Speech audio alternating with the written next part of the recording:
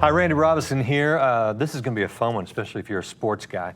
I've got Bob Beaudine, and Eastman and Beaudine is a company that places management, coaches, and people into sports. I don't even know everything it means, so we're going to find out. But Sports Illustrated called this guy something like the most influential guy in sports that you've never heard of. So, Bob, good to have you here. Hey, great to be here. Let me mention also, he's got a book called Two Chairs, and we'll ask him about that in a bit.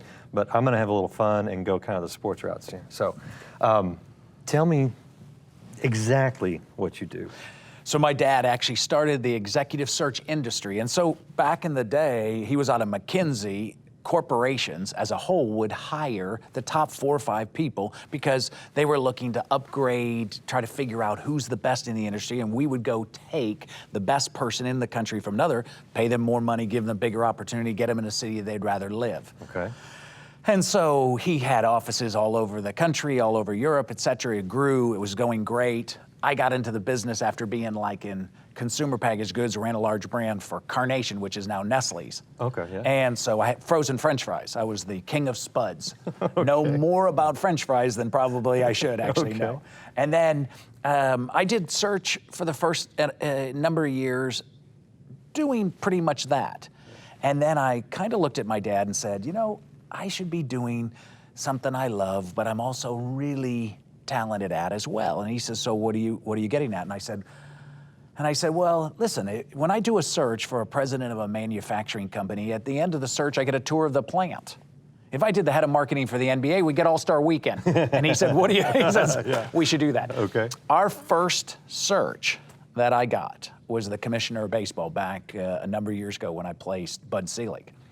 You got Bud Selig the job Yes. as a commissioner. Yeah, so that was back a number of years ago. But I interviewed, you know, President Bush, George W. Bush, Yeah. interviewed Colin Powell, interviewed all these interviewed the top 50 people in the country. So it was a great opportunity for me to really get entrenched and get to know a large number of people who were the leaders in all the various aspects of universities and colleges and top diversity in every category. So You got this baseball connection. What do you do with the Texas Rangers? So I'm on the board of directors. Board of directors.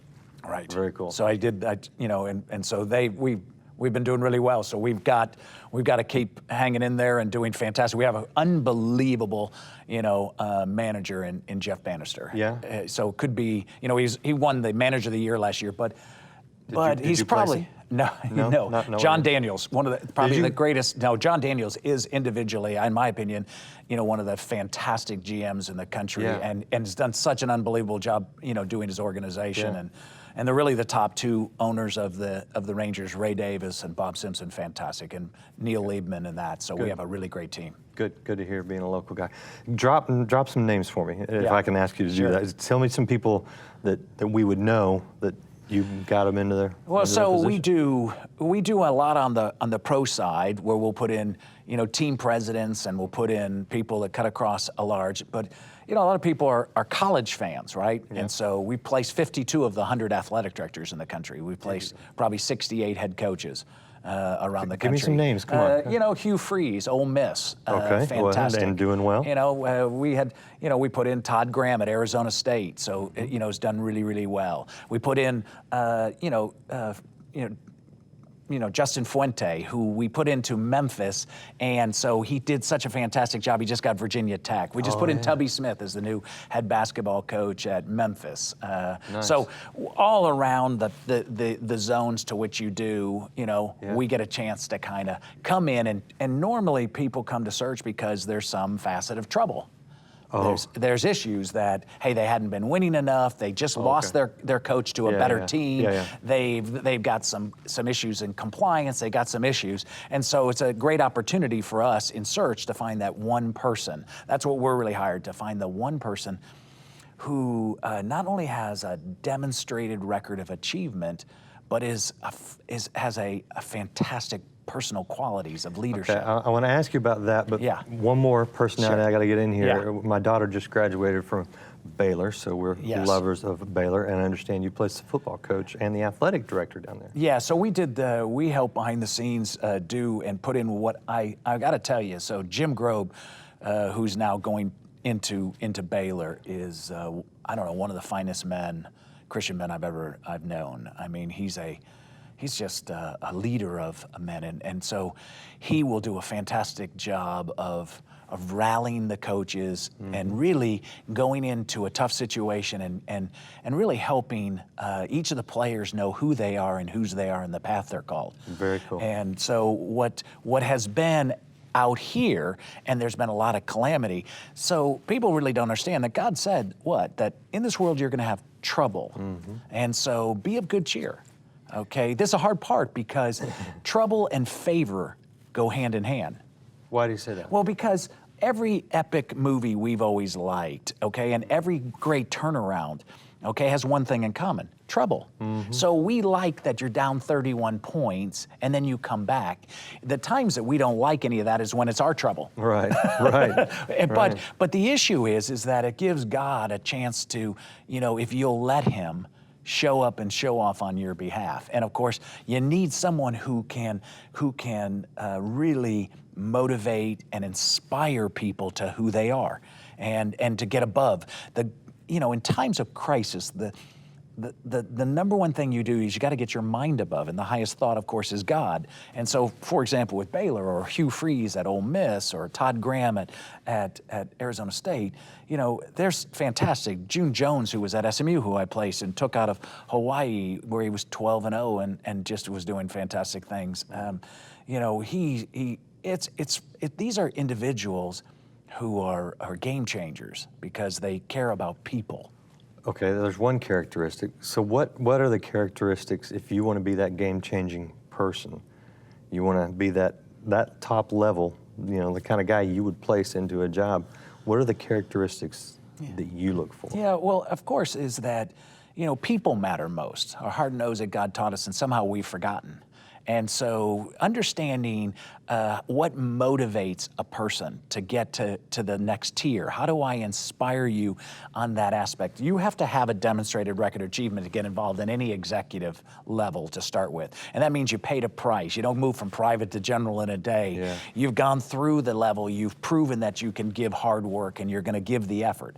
But now the difference is that it's this personal qualities of leadership that you're going to get someone to do something epic.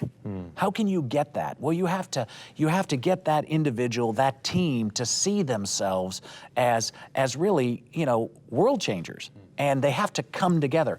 One of the things the Rangers did fantastic over the last couple of years is, if you saw last year, they all of a sudden got to a point where at the All-Star break, they were so far behind that no one did it. And of course, the team, which is, Beltre and Colby Lewis and all the, Elvis and all these people, they all came together and they said one of the things they needed to do was they all need to love each other. Now, I want to make sure you understand that in sports and in business, you can never be successful at what you like. You got to love it. And so I look for people who love what they do. And they show up every day and they inspire people and they don't see trouble as trouble. They see as an opportunity in disguise. And so I look for backgrounds where people had trouble, but they turned it. Okay, so there's that achievement. And then they see this, it's the right fit. People make moves for 5 reasons. First is for people.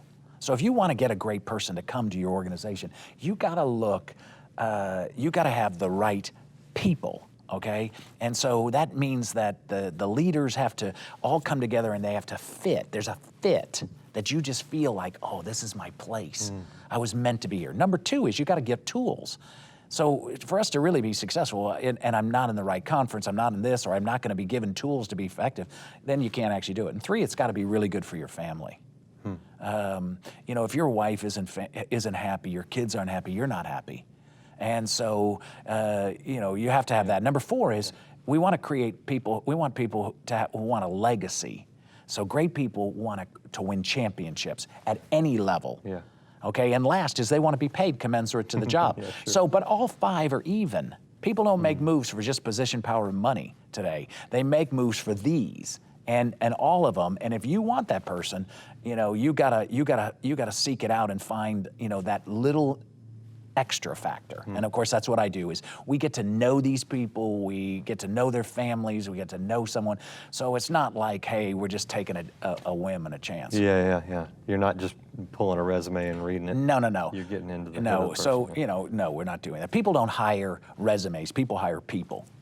That's a great point, especially for people in a tough job market right now. Yeah. They're trying to. I mean, so today in job markets, so when my original book was called The Power of Who, and I wrote that because people were using a mechanism to try to find jobs that wasn't working. And I couldn't call my book The Power of Friendship because you got 5,000 people on Facebook are your best friends. Yeah, right. And so I changed the word friends to your who, the people who matter most. So who are they in your life? Actual real friends, because friendship has become disingenuous. And so we have lots of friends, but no friendships. People can't tell you that. And God, your grandfather told you if you had one friend, you're blessed. 3, rich. 12, you change the world. Of course, Jesus had 12 friends, 3 close, 1 best, right?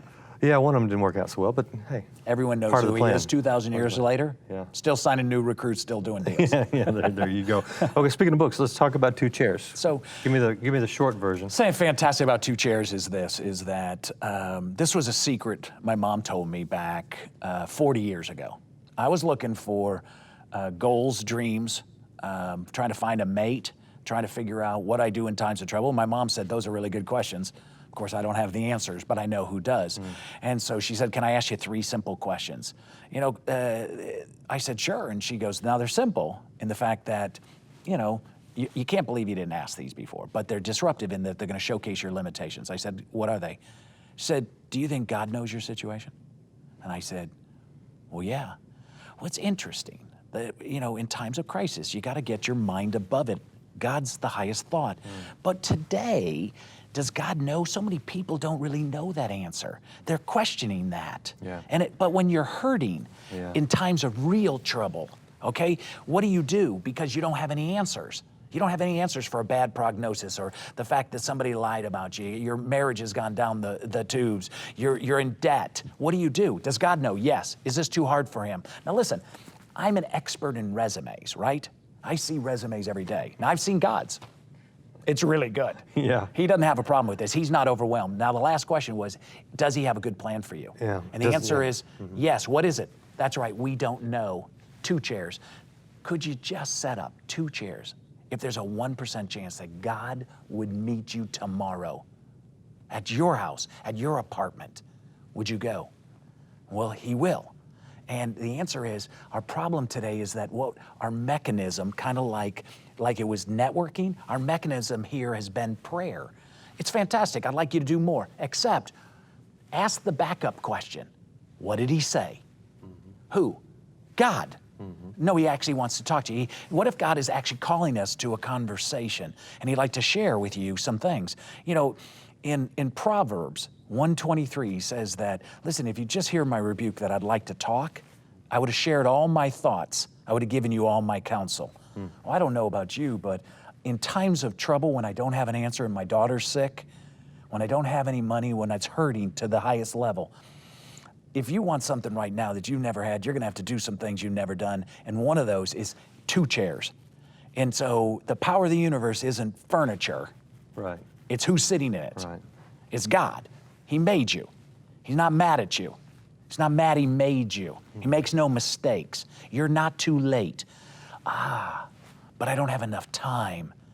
Time's my enemy. But listen, the paradox is time might be to your enemy, but timing's your best friend.